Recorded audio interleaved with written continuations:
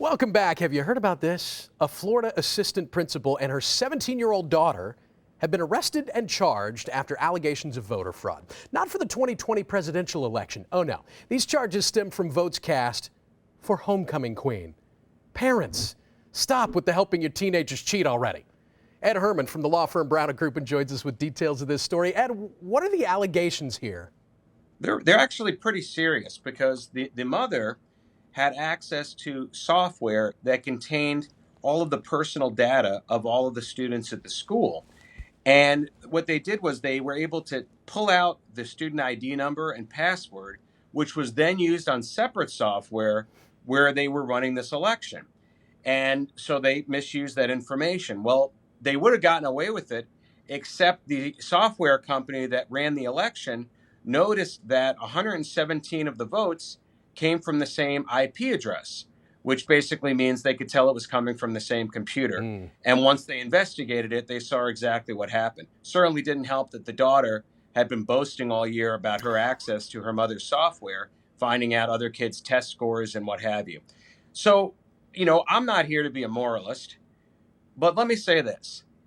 If you haven't actually earned your victory or your admission to a school or anything else, if you haven't actually gotten it on the merits, it's hollow.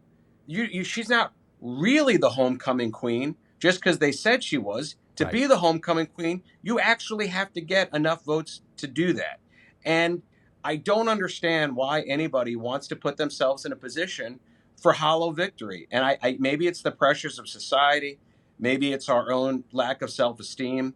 We need the rest of the world to do it. But it has motivated these people to criminal activity. And because it involves a computer, you get into hacking laws and you're talking about felonies. It's not, the crime here is not about you rigged a homecoming election.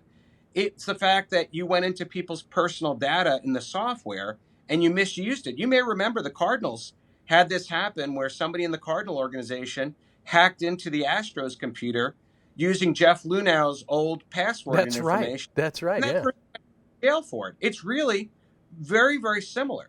All of you should be aware, because you say, well, this would never be me. But ask yourself, have you ever gone into anybody else's account using their password without their permission? Checking out a spouse's Facebook or an ex-boyfriend's something, and you went on there. If you did, there's a chance you broke the law.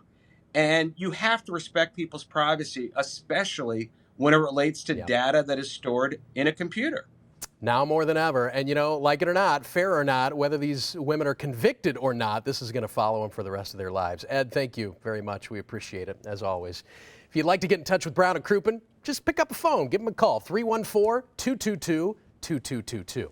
Or check out their website at getbc.com. While you're online, by the way, you got to check out getbctv.com for tons of funny, entertaining, and informative videos from Ed and the rest of the gang at Brown and Crouppen.